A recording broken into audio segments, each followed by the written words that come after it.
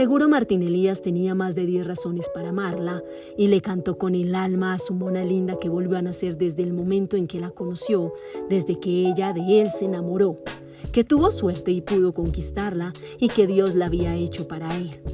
Deseo que su amor perdurara todo el tiempo y jamás se borrara ese sentimiento plasmado en esta dedicatoria sincera para Dayana Jaimes, hoy en Sinceramente Cris. Decía Martín Elías que tú serías su amor eterno y por circunstancias de la vida de Daya o de la muerte, él terminó siendo tu amor eterno. Hace 7 años justamente ocurrió un fatídico accidente que te lo arrebató de la vida y de las manos. Sinceramente, Daya, ¿cómo has hecho para enfrentar los momentos más difíciles de tu vida y salir adelante? Sinceramente, Cris, han sido años muy difíciles, pero también han sido años de muchas enseñanzas y digamos que me siento afortunada. Me siento afortunada porque Martín fue un ser de luz en el mundo, o sea, fue un ser de luz y yo con el tiempo comencé a entender que era el propósito de Dios en mi vida, en la vida de su familia, en la vida de muchas personas. Y comencé ese dolor de ese momento, digamos, de todas las cosas que me pasaron después. Comencé como a cambiarlo y a sentir fue como una gratitud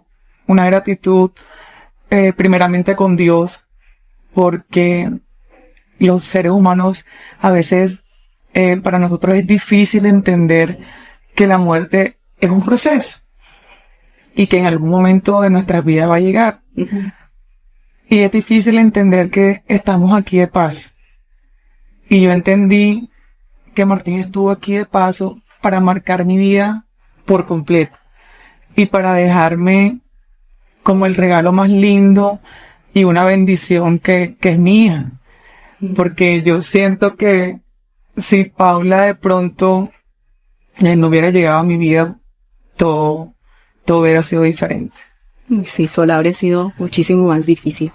Daya, ¿crees que la palabra que te envuelve a ti en todo tu ser es la resiliencia? Sí, yo siento que sí, porque desde muy pequeña me ha tocado pasar una serie de adversidades, como todos los seres humanos, porque digamos que la vida no es fácil para nadie. Entonces mucha gente me relaciona como una persona resiliente por lo que pasó con Martín, por cómo estoy ahora. Y me han pasado otras cosas, ¿verdad? Digamos, mucho antes de conocer a Martín desde muy pequeña, siempre mis padres me enseñaron a eso, a que tenía que reconocer cuáles eran mis fortalezas y también mis limitaciones. Y mis fortalezas han sido que a pesar de todas las adversidades y todas las pruebas que se me han presentado, yo perdí a mi hermana en un momento de mi vida pues que no nos esperábamos, porque fue algo que pasó de un momento a otro. Ella no estaba enferma y estaba muy joven, mi hermana tenía 34 años y fue un golpe muy duro para mí. Me acuerdo que estaba comenzando el noviazgo con Martín y Martín fue un apoyo fundamental en ese momento. Llevamos como 2 o 3 meses de noviazgo.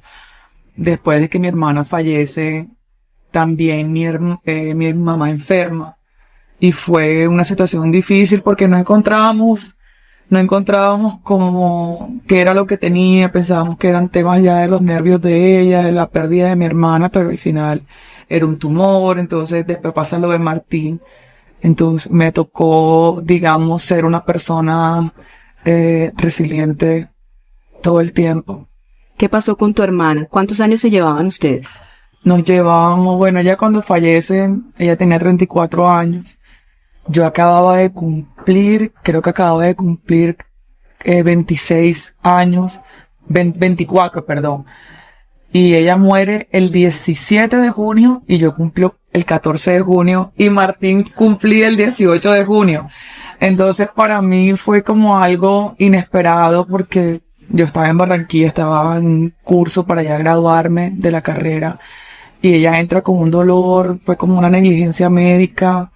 Murió. Me acuerdo que el primer cumpleaños de Martín fue acompañándome en el cementerio enterrando a mi hermana. Ese fue el primer cumpleaños que pude compartir con Martín y fue algo de verdad muy difícil. muy difícil para mí y para toda mi familia. Tú hablas de una negligencia médica, pero tu otro hermano es médico. ¿Por qué no se pudo hacer nada siendo él médico o qué fue lo que pasó concretamente? Lo que pasa es que cuando ella que llegó con un dolor, mi hermano trabajaba en esa clínica y él estaba incapacitado porque tenía una gripe, como él era médico de UCI, entonces no podía estar ahí. Ella lo llama y le dice, mira, Nando, me tiene que operar, que tengo apendicitis, que no sé qué, y él, pero ¿cómo así? Pero ella llegó porque le dolía donde está la apéndice. No, le dolía la parte de la espalda. Ella no le dolía apéndice ni nada, o sea, y no tenía ni fiebre, no tenía ningún síntoma, ni de verdad que fuera una apendicitis. El médico, no, que es apendicitis. Y vamos a ver que cuando la meten a cirugía, porque supuestamente había que hacerle súper rápido porque ya se le iba a convertir en peritonitis, le sacan la apéndice, pues en historia clínica, no por protocolo. Y mi hermana salió en shock y al día siguiente se murió. Daya, para hacer este tipo de cirugía se hacen unos exámenes previos. ¿Se los hicieron? O no sé, ¿por qué no se dieron cuenta que no era apendicitis? ¿Y qué fue lo que pasó entonces? El médico tomó una decisión desafortunada, una decisión que no tenía que tomar. Y esa decisión finalmente fue la que acabó con la muerte de mi hermana, porque mi hermana cuando le hacen los exámenes, el médico general le deja claro al médico cirujano que tiene las plaquetas bajas. O sea, lo que enseguida los médicos lo que dicen enseguida es que cuando una persona tiene las plaquetas bajas puede ser un dengue, pues en la costa enseguida no es un dengue. Pero él dijo que no, que había que operarla porque puede ser una peritonitis y la operó. Pero sí, cuando mi hermana no sabía el tema de las plaquetas, ella no le comentó eso a mi hermano en ningún momento, el tema de las plaquetas.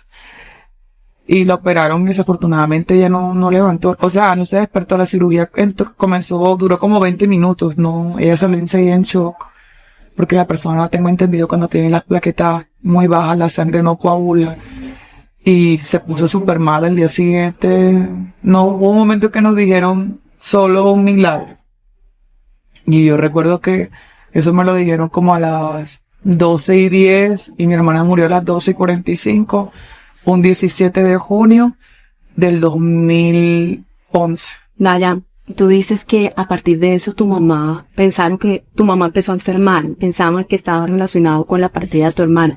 ¿Por qué? ¿Qué pasó con tu mamá? ¿Qué pasaba en tu casa con ustedes? Mi mamá mi mamá estaba muy, muy triste, o sea, ella era mi hermana mayor y trabajaba con mi mamá eso le dio durísimo. Y ella comenzó a presentar un problema en una pierna que le dolía, que no daba para levantarla bien, pero nosotros la llevamos donde todos los médicos, incluso vinimos a Bogotá y tampoco, o sea, le decían no, era la asiática, que yo no sé qué. Mira, así duramos como 8 meses. Yo estaba terminando las prácticas en Barranquilla. Mi mamá me llamaba y me decía, hija, yo me siento muy mal, porque mi hermana era la que la acompañaba allá en todo. Ya mi hermana no estaba, me tocaba a mí, porque mi hermana menor estaba muy pequeña. Y yo me siento mal, vente. Yo recuerdo que me tocó hablar con mi jefe en ese momento, me fui para Valledupar. Y bueno, comenzamos en esa lucha, mi hermano médico también. Íbamos del neuro, y fue imposible. A mí siempre me hablaban de un doctor en Cartagena. Y yo siempre llamaba y me decían, no, que el doctor no está, no, que está de viaje, no. Ya como que la secretaria de tanto, porque el último diagnóstico de mi mamá era que tenía inicios de Parkinson, imagínate. A mi hermano, yo recuerdo que le dio tanta rabia, ¿qué va a saber ese tipo? Ni que nada, que va a tener ella Parkinson. Bueno, salimos, me acuerdo que ese mismo día llamé otra vez al doctor que me habían dicho de Cartagena, que era el doctor Fandiño. No, pero mira, si él no está, lo puede atender el doctor Benedetti, que es la mano derecha del doctor Fandiño. Y yo, bueno, listo, bueno, mira, te voy a dar el número. Yo lo que hice fue que comencé en Google, puse Juan Carlos Benedetti, y dije, bueno, voy a darme cuenta quién es, porque uno es así. Sí, uno no sé qué es eso. No, y te cuento que a raíz de lo de mi hermana, del tema de que pues murió por una negligencia, nosotros nos volvimos, mejor dicho, con las clínicas, nosotros no queremos pisar clínicas, o sea, ya es un caso extremo. Y cuando me sale el doctor Juan Carlos Benedetti, me sale un número de celular, Cris, y yo dije, voy a marcar. Y me contestaba el doctor. O sea que yo decía, Dios mío, esto son cosas de Dios, de más nadie, porque tú que vas a encontrar un número y que te vaya a contestar, o sea, y él, de pronto el asistente, no, y que otro me dijera, ay no, mira, estoy ocupada, no puedo hablar contigo. Él me escuchó. O sea, duramos hablando como 1 hora, yo contándole toda la historia de mi mamá. Y él me dice al final, bueno, Diana, vamos a hacer algo. Te voy a dar el número de la secretaria, ponte en contacto con ella, trata a tu mamá, tráete todos los exámenes que le han hecho a tu mamá. Dicho y hecho, yo no pude viajar, fue mi mamá, mi papá, fue mi hermano y una tía. Cuando ellos van, el médico me dice, yo quiero saber lo que tiene tu mamá, pero para estar seguro, vamos a hacerle una resonancia en la cabeza.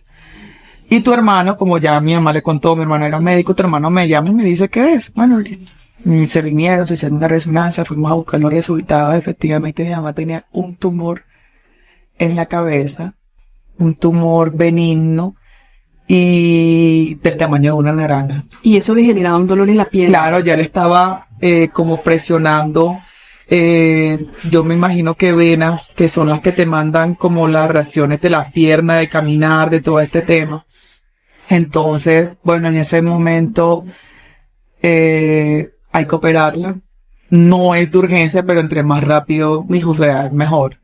Mi mamá duró un mes, la operaron, la cirugía fue un éxito total, un éxito. Mi mamá salió caminando, bueno, quedó ahí como con un problemita en la pierna, pero súper bien. Yo estaba como digamos, en ese momento, para mí fue algo muy bonito porque yo sentí que Dios abrió todas las puertas para que la cirugía se diera en Cartagena, tú sabes cómo es este tema de las EPS, bueno. Después de eso pasa lo de Martín, que fue un momento muy difícil para mi vida. Digo que para mí ha sido el más difícil de todos, a pesar de que tuve la pérdida de mi hermana, pero son dos amores totalmente diferentes. Y después de año y medio, casi 2 años de lo de Martín, año y medio, mi mamá un día se desmaya en la casa. Bueno, la llevamos a la clínica, ahí trabajaba un primo que es intensivista, la meten a hacerle un TAC, y se da cuenta, mi primo me llama y me dice, Dayana, a mi tía le volvió a salir el tumor. O sea, para mí eso fue algo súper fuerte y duro porque cuando fue el primer tumor fue muy difícil para nosotros. ¿Y cómo no sentir temor de repetir la historia de su hermana Jolie con su mamá? La incertidumbre de un diagnóstico equivocado en medio del momento más duro de su vida. En casa ya no estaban ni la mano derecha de sus padres que los cuidaba cada día, ni el esposo que le daba paz y tranquilidad. Porque tú te imaginas un tumor y a todo el mundo le da miedo y que te salga la segunda vez, tú te llenas uno dice enseguida, un segundo tumor, si supuestamente aquel no era maligno porque va a salir de nuevo otro tumor benigno. ¿Cómo será la cirugía? ¿Cómo será? Miren, comenzaron a pasarme tantas cosas. Fue una semana súper desgastante emocionalmente. Mi mamá estaba desgastada. O sea, mi mamá no... Cuando yo soy la que le doy la noticia a mi papá y a mi mamá se puso súper triste porque para una señora de esa edad también es complicado un tema del tumor.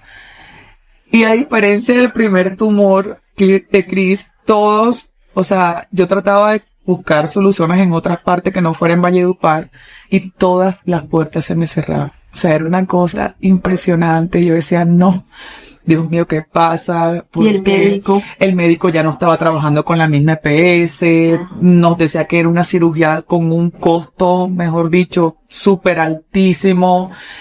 Fue una situación muy difícil. Yo recuerdo que yo un día llegué a mi casa y yo ya desesperada, yo me arrodillé y yo comencé a orar y yo le decía, Dios mío, o sea, ¿qué hacemos? O sea, ¿qué hago?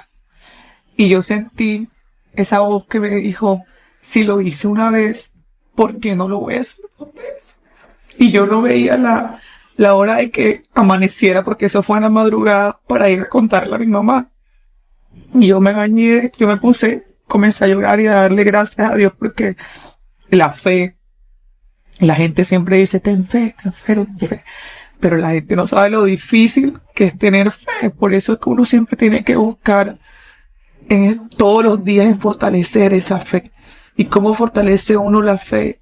Leyendo la Biblia, pidiéndole a Dios. Yo recuerdo que me fui muy temprano donde mi mamá porque nos llevaron a un médico que era un médico muy joven. Y a mí eso me quitó mucho la paz y la tranquilidad porque era hasta menor que yo. Sí, era menor. Y yo decía, Dios mío, ¿cómo menor va a operar a mi mamá? La vida de mi mamá en las manos. La vida de mi mamá en las manos. Pero claramente venía de Bogotá, era un tipo, mejor dicho, súper preparado, que se había ganado premios. Y yo, bueno, Y yo, mami, mi mamá también se puso nerviosa cuando yo llegué, mami, me pasó esto. Y me dijo, hija, no te preocupes, que él es el que nos va a operar. Porque a mí no me va a operar él, me va a operar Dios y Dios lo va a utilizar a él. Y miren, te digo que nosotros nos entregamos en alma, cuerpo y corazón a Dios y aumentó nuestra fe y la cirugía fue un éxito. O sea, mi mamá salió, yo recuerdo que el médico, mi mamá, salió de quirófano y enseguida, y yo, doctor mío, no, háblale, ella está consciente, ella no tiene nada, tócale. Y yo, madre, que estoy como si nada, o sea, como si nada, como si nada, como si nada. Y yo digo que yo he visto los milagros de Dios en mi vida, yo soy testimonio de todas las cosas que Él ha hecho y mi familia también. Entonces, ha sido como, por eso te digo que me considero una persona resiliente, porque han sido muchos procesos desde muy chiquita, que me ha tocado ir como superando, que me han fortalecido, porque a veces la gente dice, ay, que tú tienes el temperamento fuerte, y no es que, y a veces, o sea, comparan el temperamento fuerte con, ay, que es una persona grosera, y no es eso, sino que digamos que a veces me ha tocado mantenerme fuerte ante circunstancias de la vida y cosas que uno vive como ser humano. Entonces a veces la gente dice, ay no, que ella es grosera, que todo, no. Mira, ya, de pronto sentir ese temor de que recién estaba la muerte de Martín, había pasado este suceso que ha sido el más duro en tu vida, luego llega lo de tu mamá, sentir que ese frío, ese temor otra vez de que vaya a pasar lo mismo, fue lo que te hizo aferrarte tanto a Dios y decir, de verdad, bueno, si esta es la fe, yo creo, ves creer que va a pasar sin verlo.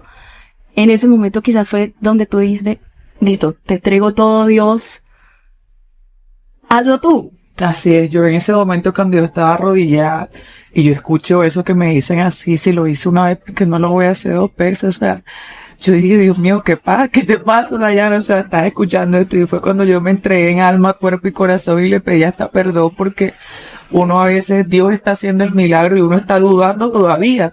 Y que tenemos miedo. Sí, y el miedo es algo que hace parte de nosotros, Cris, del ser humano.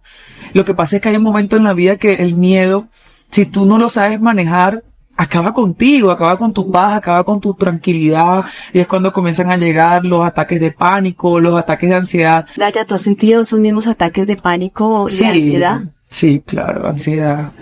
Yo comencé a conocer la ansiedad después de la muerte de Martín. Yo siempre viví con un miedo, y siempre ha sido el miedo, que es un miedo muy común, que es el miedo a la muerte.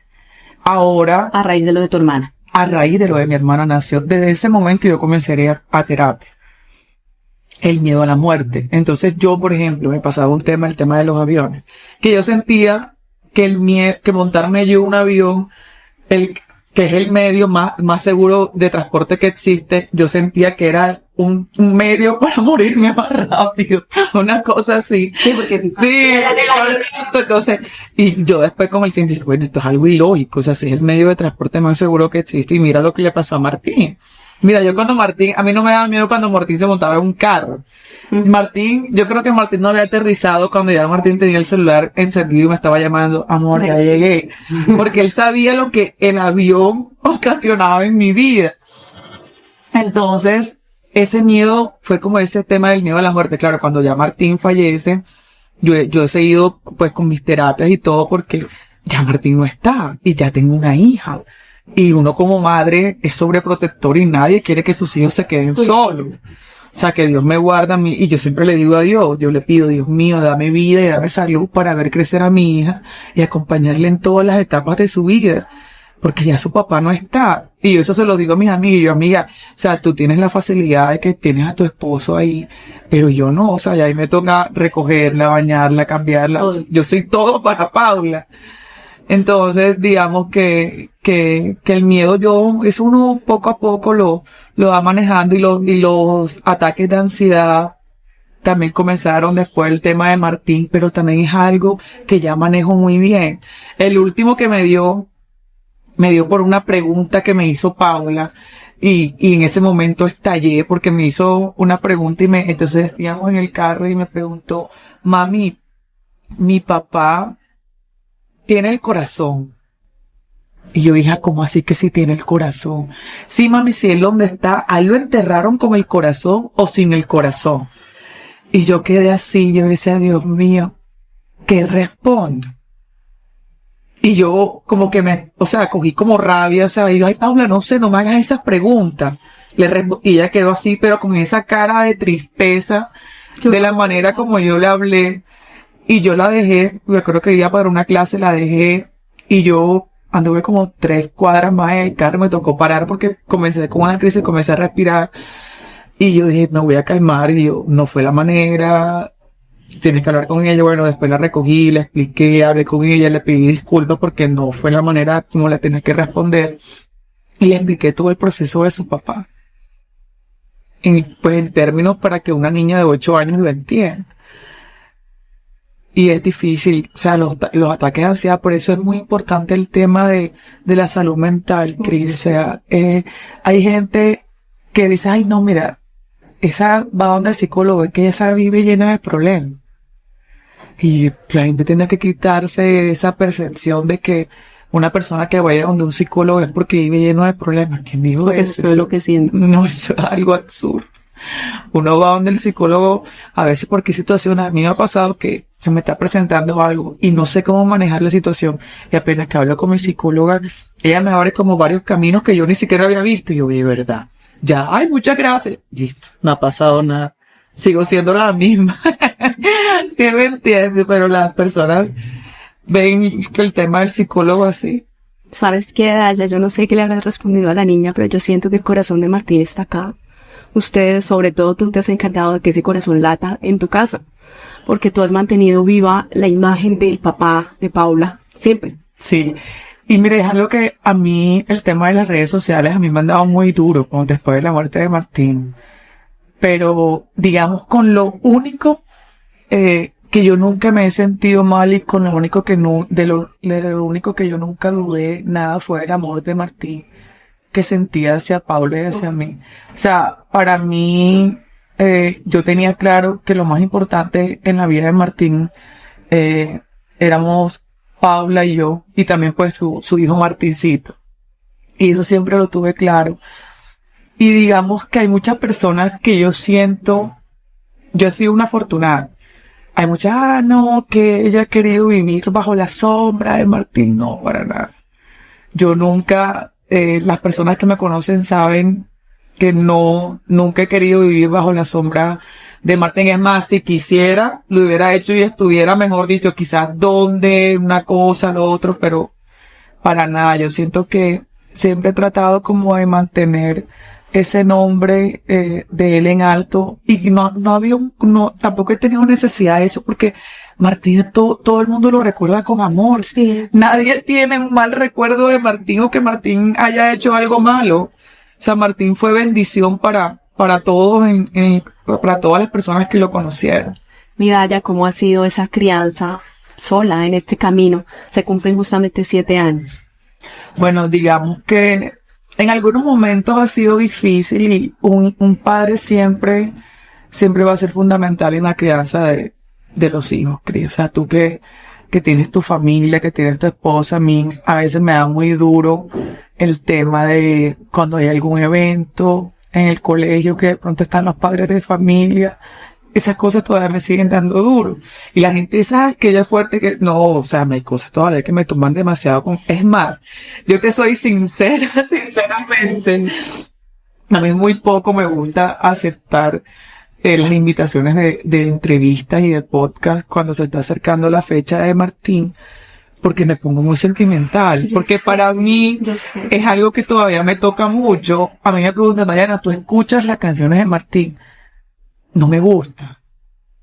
Yo te la puedo escuchar, pero siempre termino nostálgica, llorando, extrañándolo. Entonces prefiero no escucharla. Mira, ya termino esta entrevista preguntándote sinceramente cómo estás hoy, cómo te sientes hoy, sientes que estás preparada para tener quizás otra relación, te sientes fuerte, te sientes más tranquila, ¿cómo te sientes hoy? Bueno, principalmente, gracias a Dios, me siento mucho más tranquila, porque después de la muerte de Martín, pasaron muchas cosas, hubo ciertas cosas que me robaban mucho la paz y la tranquilidad, Y yo comencé como a enfocarme en eso y a trabajar más para que nada de eso me robara la paz, porque yo al final, yo decía, bueno, mañana, ¿tú por qué te preocupas por él?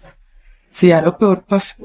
¿Qué fue lo peor? Pues, que Martín ya no esté. Porque no ¿Sí me entiendes? Sí, ya no, ya lo demás te toca a ti.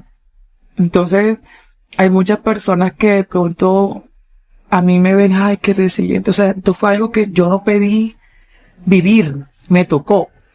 Y Nadie siento, lo quiere. claro, nadie lo quiere, y siento que lo he llevado hoy a mejor manera, y para algunas personas he sido como ese ejemplo de superación para muchas viudas, y me dicen, ¿cómo lo lograste? Mira, todo en la vida en algún momento, el sol vuelve a brillar. Pasa. Sí, Como todo dice la pasa. palabra de Dios. Todo pasa, las tristezas, las angustias. Yo a veces veo mi fotos la primera entrevista que tuve contigo, y el otro día me hicieron una pregunta, ¿por qué ahora sí te preocupas por tu físico Sí. y no antes, cuando estaba Martín vivo? Y yo me puse a ver como todos los procesos de cuando estaba con Martín, después de Martín. Y yo dije, Dios mío, sería bueno montar todo, como en todos los años, para que las personas vean, la vida es un proceso. O sea, yo no todo el tiempo me iba a quedar allá en aquel hueco, llorando. No, porque yo tengo que seguir adelante, primeramente por mí y después por mi hija. ¿Sí me entiendes? O sea, te toca sí o sí. No tienes otra opción. No tienes, y el sol siempre vuelve a brillar. Siempre, siempre. Yo me siento preparada hoy para tener otra relación, me siento una mujer más tranquila, y siempre lo he dicho, y porque bueno, digamos que Martín siempre va a ser un amor que va a estar en mi vida siempre, pase lo que pase. Pase lo que pase, y la persona que venga de pronto a conocerme, que quiere estar conmigo, lo tiene que entender. Claro. O sea, Martín siempre va a ser parte de mi vida. De tu vida. Sí, y de la vida de Pablo. Eso no lo va a cambiar nadie, pero de verdad que muchísimas gracias. Yo me siento muy feliz, muy tranquila. Tú has visto como todo ese proceso, y puedes también sacar conclusiones de cómo me siento hoy. Te doy este abrazo sincero. Ay, gracias, en esta me entrevista escribes. sincera, mi Daya, porque yo te Gracias. conozco muy bien y eres una mujer a la que yo quería invitar, porque eres valiente. Sí, muchísimas Y un gracias. ejemplo para todas las mujeres de eso, de que se puede salir adelante Total. pese a las adversidades.